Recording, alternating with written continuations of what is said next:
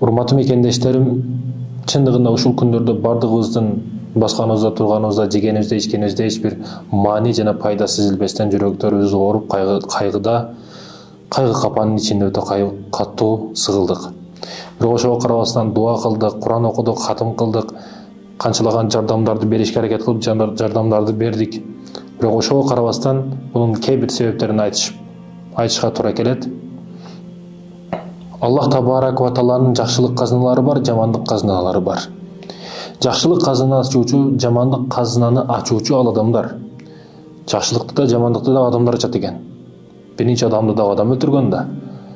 Демек ошондон кийин уланып атат бул нерсе. Жакшылык казынаны ачуучу, жамандык казынаны ачуучу ал адамдар.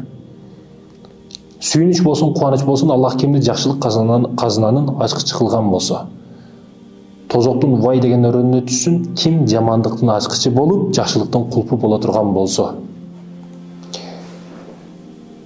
Чындыгында мына 15 күн тегереги жүрөктөрүбүз сыздап, өзүбүздү мына дин душмандары тарабынан Куран өртөлдү, андан кийин эле Туркиядагы мусулмандардын башына келген оор сыноо, жер титирөө. Урматтуу мекендешим, ар бир окуядан кыссадан кысса чыгарып түшүнүк алышыбыз керек, окуядан сабак алышыбыз керек. Болуп жаткан окуяларыбыз. Ооба, бул дагы өтөт, бул окуя дагы өтөт. Түрк мусулман бир туугандарыбыз тарыхта карасак, мындан дагы оор сыноолорду башына өткүзгөн. Бирок бундай сыноолорго биз кыргыздар дагы даяр эмеспиз да. Балким кыргыздардын башына дагы түшүшү мүмкүн эле бул. Зилзала, жер титирөө кыргыздарда дагы болушу мүмкүн эле. Bunday чоң жоготууга Кыргызстан, Түркия, Кыргызстан эмес, Түркияда башка өлкөлөр дагы даяр эмес эле мындай чоң жоготууга. Мынчалык чоң даражадагы жер титирөөгө даяр эмес эле. Бирок ошого карабастан Аллахтын сыноосу, Аллахтын тагдыры ал айтырбай келет, кырсык кашкабактын ортосунда дейт. Бирок биздин ой жүгүртүүбүз кандай болот? Биздин көз карашыбыз кандай болот? Жана биз айтканыбыздай, жакшылык казынанын ачкычы бар, жамандык казынанын ачкычы бар. Теманы эмнеге алып келип атканымдын себеби ушул жерде. Бардык пайгамбарлар айткан бир даанышман улуу сөз бар экен.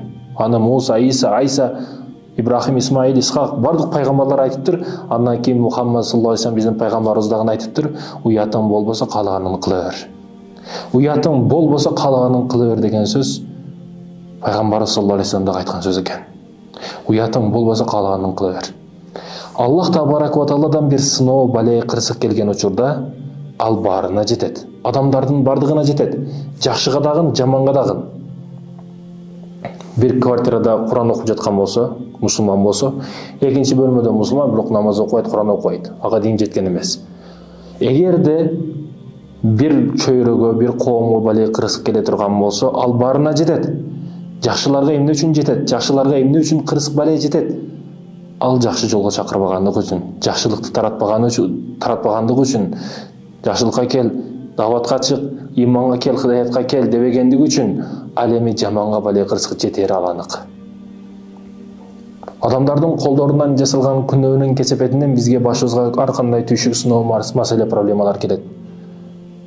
Бүгүн чындап көйгөй маселебизди башыбызга эле карап көрө турган болсок, биздин Бишкегибизге эле бир чоң таш келип мындай басып кое турган даражада чоң күнөөлөр болуп атат. Бирок Аллах Таала кечирип атат. А биз адам баласы, адам сизге карата бир күнөө кылып койсо эмне кылып атасыз? Кайра өч аламын деп, кайра артынан түшөмүн деп, өз арзыбаган 60-70 жыл жашасаңыз, ошондогу 10 жылын өч алууга кетирип атасыз. Кечиримдүүлүк маселесинде Аллахтан үлгү алыңыз. Себеби сиз канча күнөө кылдыңыз, ал күнөөнү сиз өзүңүз билесиз, Аллах билет. Аллах бирок ошол күнөөлөрүңүзгө бале бербестен сизди кечирип жатат. Аллах мээримдүүлүк кылып, бул дүйнөдө акыретке калтырбастан кээ бир маселелерди, кээ бир проблемаларды башка таштап туруп, сыноо менен ошону алып, акыретте суроо жообун жеңил кылайын деген максатта. Аллахтын ырайымдуулугу, Аллахтын мээримдүүлүгү себебинен бул нерселер. Ооба, түрк мусулман бир туугандарыбыз алар буга чейин дагы тарта карасак, мындан дагы оор күндөрдү, мындан дагы оор сыноолорду басып өткөн. Бул жараны дагы дазмектеп, жакшыраак кылып материал менен байлаган сыяктуу, бул жараны дагы байлап 2 ай, 3 айга чейин кыйналышат. Азыр эң жылыткычка жардам, бир курсагына жей турган өмөгө жардам, тамак ашына, жылуулугуна, бир арзыган нерселерге, кичинекей көйгөй маселелерге азыр муктаждыгы бар ал жердеги адамдардын. 3-4 айдан кийин үйгө жана башка нерселерге мамлекет өзү жардам берип, үйүн куруп берет, башка кылып берет. Бул дагы унутулат. Азыркы таптагы адамдын көйгөй маселелерден, жаңылыктардан, башкалардан, видеолордон чыгып жаткан нерселерден көрүп жатабыз биз. Азыр ушул нерсе тоонун чокунун үстүгө чыкты. Өтө чоң жоготуу болду, өтө чоң кырсык бале болду. Ишенсеңиз, мен ошол күндөн баштап ушул жаңылык келгенден кийин алжыр Стамбулда мисалы биздин карыларыбыз бар, медреседе окуган тааныш досторубуз бар, карылыкка окуп жаткан. Ушундай жер тирөө кырсык болгондон кийин ал жердеги мусулман бир туугандарыбыз көчөдө жүрөт. Бирөөсү песка блоктун ичинде калып кеткен да. Бир жаш кыз сүрөтүн көрсөңүздөр керек бардыгын. Бетондун ичинде калып кетип өлүптүр, колу бирок чыгып калыптыр. Аны атасы издеп таап келип, колунан кармап ушинтип отурат да. Атанын көз карашын карап туруп, мен ал атанын көз карашына бир жаңы наам ойлоп таба албай койдум. Аны эмне деп аташ керек билбейм. Ал жердеги келип жаткан сүрөт, видеолорго чындыгында жаңы ат ойлоп табыш керек да. Ал жердеги жоготууларга адам баласы даяр эмес эле. Урматтуу мекендешим, бул окуялардан тыянак чыгара турган болсок, чындап Аллахтын каалоосу гана болот экен. Аллах бол десе, кун десе, бол дегени гана болот экен да. Биз канчалык аракет кылбайлы, канчалык көйгөй маселе көбөйүп кетпесин, башка болуп кетсин деп арзанбайлы, баары Аллахтын айтканы болот экен. Бирок башыбызга келип жаткан сыноолор, проблемалар, көйгөй маселелер биз кылган, колубуз менен жасаган нерселердин себебинен. Мындай карасаңыз, өзүңүз эле аркаңызда историяңызды карап, тарыхыңызды карап көрө турган болсоңуз, кандай жакшы, кандай жаман иштерди кылып койдуңуз. Өзүңүздүн жеке таразаңызга коюп көрүңүзчү, жакшылык ишиңизди, жамандык ишиңизди. Кайсы бири оорураак келет? Кайсы бири таразаңызда оорураак басып кетет? Жаманыңызбы же жакшыңызбы? Канчасын кечире билдиңиз, канчасын кечирип сурап алдынан өттүңүз? Ооба, урматтуу мекендешим, ал жердеги сүрөттөр, тасмалар келип атат, ар кандай телевидениялардан берилип атат, ал жердеги оорусуну. Биз топуракка кайтабыз. Топурактан жаралган пенделербиз. Топуракка кайра кайтабыз. Өзүңүз жашап жаткан жылуу көрпөлөрдүн ичинде. Бүгүн мисалы мен ойлондум деп жаткан жерим, ал жердеги тааныш билиштер, башкалар, мусулман бир туугандарыбыз да. Чыныгы сүйүктүү, момун мусулман бир туугандарыбыз алар. Мындай карасак, жөнөкөй эле жутуп жаткан абабыз бир да, кыблабыз бир. Туркия биздин качандан бери ата бабаларыбыз бир тууган. Ичкен суубуз бир, кыблабыз бир, мусулманбыз, бара турган жерибиз бир, акырета суроо жооп амалыбыз, өтө турган көпүрөгүбүз бир, үмүт кылган, азуу хавас кылган бейишибиз бир. Ошондой мусулман бир туугандарыңдын башыга түйшүк маселе келсе, ичериңден, жешиңден эч бир маани пайда кылбай калат экен. Баскан тургаңдан маани пайда кылбайт экен. Мен ошол бале кырсык болгон күнү түнү жылуу көрпөгө жаткандан ачык уялдым, кыжалат болдум. Канчаларга телефон чалып, Куран катымды баштагыла деп, катымды өзүбүз баштап баш болуп, дуа кылып, жардам кыл Аллахым деп. Чындап өзүңдү күнөөкөрдөй сезет экенсиң да.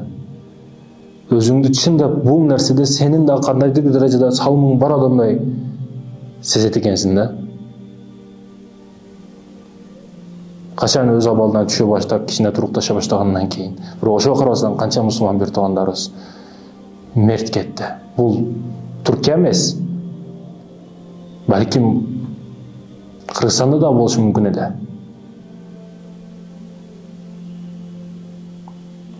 Биз кайсы бир учурларда мусулман бир туугандарыбызга жардам бергенбиз, алар да бизге жардам берген. Бирок башка кылды жардам бербеди дебестен, жаман күндөрүн эсебестен сөз түрдө жардам беришибиз керек. Колдон келип жаткан учурда сөз түрдө жардам беришибиз керек. Ал руханият, ал акча, ал кийим-кече, анын мааниси жок. Анын Бул жерде орду кандай? Жөнөкөй колуңуздан дуа кылыш келеби? Жардамыңыз дуа кылыш келеби? Акчаңыз жок болсо дуа кылып жардам бериңиз. Куран окуп дуа кылып жардам бериңиз. Тахажжудта дуа кылыңыз. Сизде жардам бериштин жолу өтө көп. Жардамды бир гана материалдык жакка байлабаңыз. Себеби ал жерде руханият жагынан дагы аксагандар өтө көп.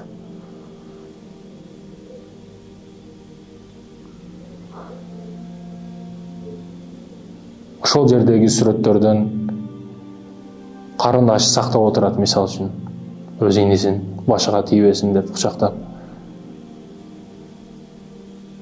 Чындыгында ойлонуп кара турган болсок, уктап аткан кезиңизде эле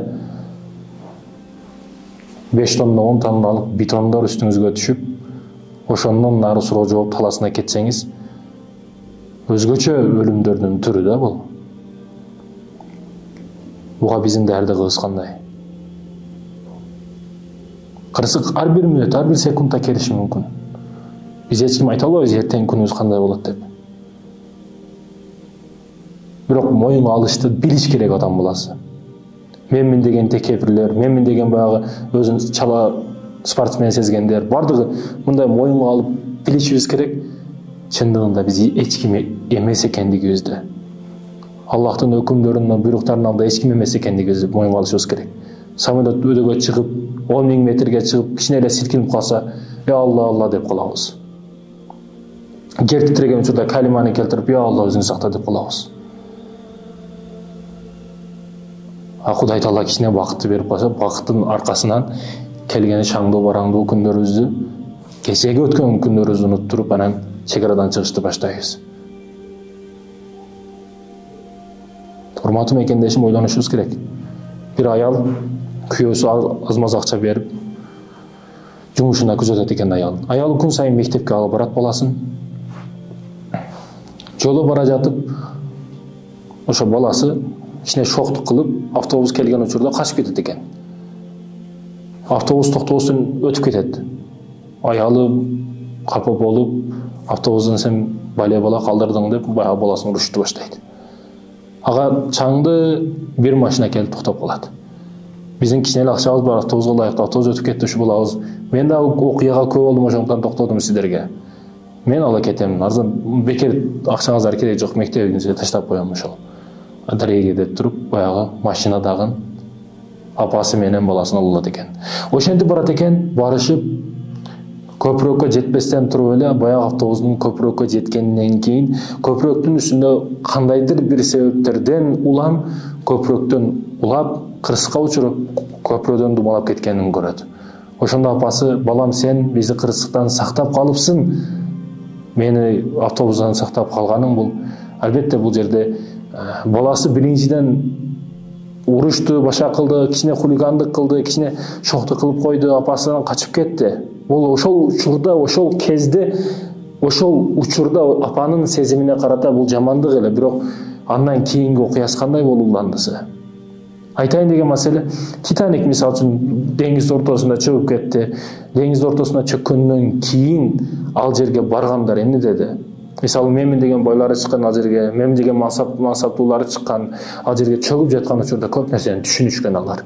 Бирок алар айтты, бирок айтканы бизге жеткен жок да. Бирок ошол Титаник кемесине канчалык аракет кылбасын, билет ала албай калган канча болгон. Көмүрдө көмүр ташып иштеп туруп билет ала албай калган. Канчалыгы жеремге кылып туруп акчасын сарптап билет ала албай калган, мисалы үчүн. Бирөөлөрү билет болсо дагы Титаник кемесине жетпей калган. Ошондойлор дагы болгон. Же билети болуп туруп, билети менен дагы жетпей калгандар болгон, Титаник кемеси кетип калган. Айтайын деген маселе, мен эмнеге алып келип атам нерсени? Колубуздан бир нерсе кетсе, бир нерсе же бир нерсе себеп болуп туруп колубуздан бир нерсе кете турган болсо, же биз үмүт кылып туруп акча чогултсак, ошол нерсеге чогулткан акчабыз менен дагы жетпей калсак, акчабыз күйүп кетет, үйдүн ичинде калып кетет, акчабыз жөндөн эле жоголуп кетет. Же айтор, биз көптөн бери үмүт кылган нерсебиз, үмүтүбүз кармалбай калса, бул жерде бир хикмат бар. Титаникке жетип туруп, баягы акчасын берип, билетин алып киргенде эмне болот эле? Титаник чөгүп кетет эле, ага кошулуп пулдап өлөт эле. Баягы апасы менен баласы автобуска чыкканда көпүрөдө, булар дагы автобустун ичинде кырсыкка учурап, алар дагы өлөт эле. Мына кыссадан кысса урматым сонун окуядан сабак. Биз жашоодо бир нерсе аракет кылган учурубузда ал нерсеге жетпей калсак, анын артынан келе турган өкүнүчтөргө күнбөшүбүз керек. Себеби ар бир нерседе хикмат бар. Ар бир нерседе жакшылык бар. Ошондой деп үмүт кылышыбыз керекпиз. Ар бир нерседе жакшылык бар, урматтуу мекендештерим. Расулуллах саллаллаху алейхи вассалам мисал үчүн бизге канчалык аракет кылды. Үммөтүм деп, үммөтүмө дин жесин деп. Канчалык ударлар келди да, нур жүзүнө. Анда мүмкүнчүлүк бар эле. Периштеге бир ооз айтканда тоолорун, таштарды бастырып коет эле өч алам дегенде. Өч алышка канчалык мүмкүнчүлүгү бар эле. Кордоп коюшка, жок кылып коюшка канчалык мүмкүнчүлүгү бар эле Расулуллах саллаллаху алейхи вассаламдын. Бирок ал эмне кылды? Бүгүн жетиммин деп туруп көп эшиктерди өзгө ачып алгандар бар. Пайгамбарыбыз дагы жетим болгон го. Атам дедирсин, балам дедиртпесин деп ар кандай эшиктерди, күнөө эшиктерин өзгө ачып алгандар бар. Пайгамбарыбыздын балдары пайгамбарыбыздын балдары дагы көзү тирүүлүгүндө кетти го.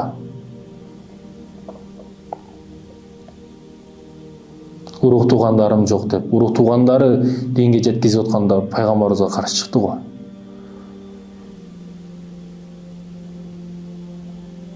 Урматтуу мекендешим, сыноо келгенде,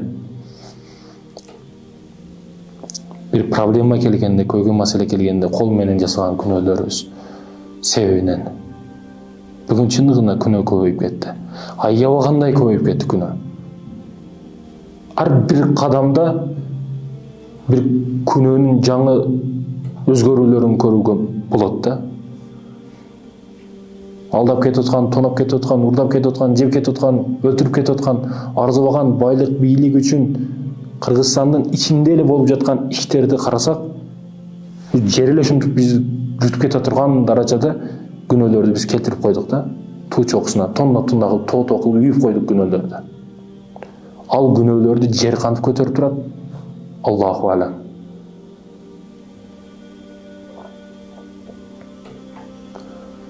Албетте ортабызда жаш балдар бар. Карган аксакал, нур жүздүү энелерибиз бар, алардын дуанын себебинен, жаш балдардын күлкүсүнүн себебинен, эч бир нерсеге күнөөсү дагы, эч бир нерсеге сообу дагы жете элек жаш балдар бар. Кайсыл жерде жакшылыкка чакыруу болбосо, ал жерде фитна пайда болот. Кайсыл жерде күнөө көбөйсө, ал жерге бир балия кырсык келиши анык. Бирок ал тазартат да.